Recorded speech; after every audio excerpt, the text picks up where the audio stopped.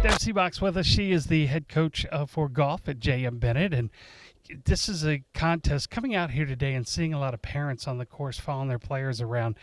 It's a lot different than it was in the spring. Oh, there was nobody out in the spring, hardly even the coaches. And now you guys are out.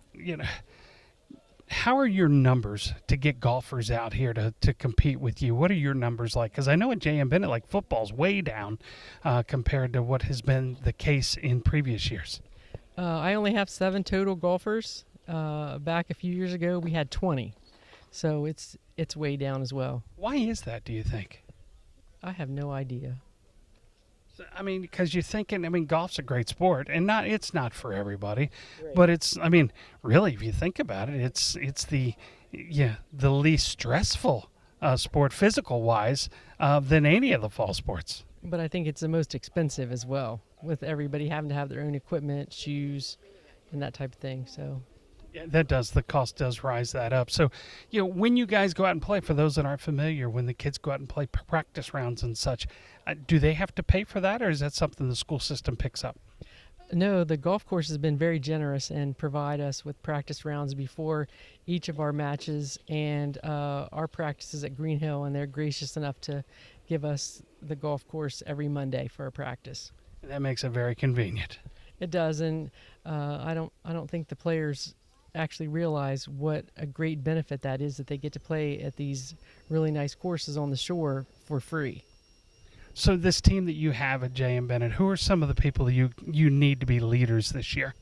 I have 2 seniors, Gio Secondi and Cam Krager, and I have 4 brand new people that are new to JMB golf. So we're not very heavy with returners or veterans.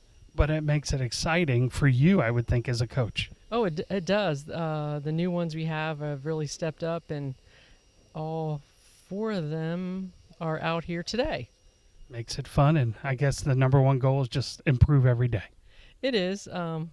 We're probably not ever going to beat Decatur or Parkside this year, but we're a solid number 3 team. Gio Secondi with us, one of the players that Coach talked about and being a leader on this team. And coming out to play golf, a muggy day like this, golf is such a mental game. How do you deal with it? Well, it's a rigorous sport, I'll admit. It takes a lot of practices. I'm out at the range probably 5 days a week, 6 days a week, depending on how it is. And also, but that's what makes this sport so enjoyable. The fact that it's so challenging and that it's not like any other sport where it's just physical, like soccer, all about working out the legs or such.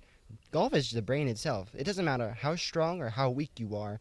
As long as you understand the core elements and techniques when it comes to swinging a club, you'll succeed.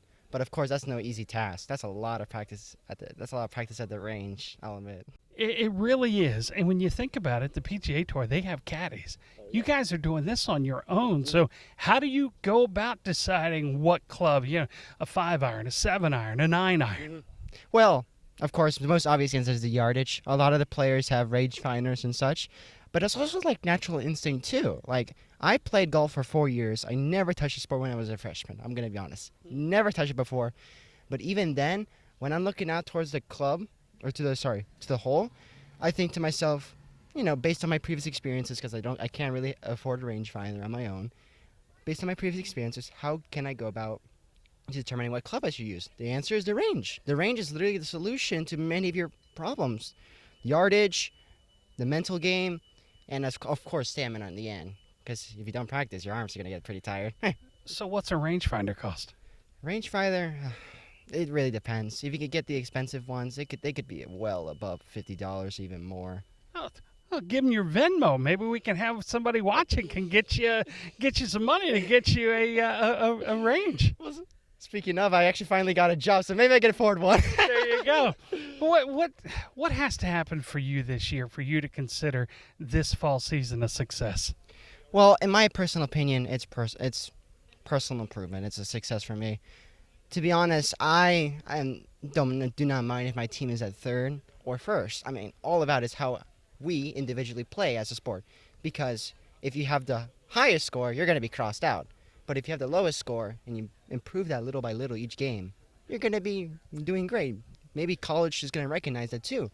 In fact, I'm not even planning to do golf in college, but since all these college counselors are emailing me about special opportunities like scholarships or offers at specific schools, not just like the local schools, it's not a bad idea. It's not a bad idea to try out and then personally improve yourself in golf. Do not do it like any sport just for fun of it. Just think about like the opportunities in the future and like in college and such. That could definitely help with scholarships.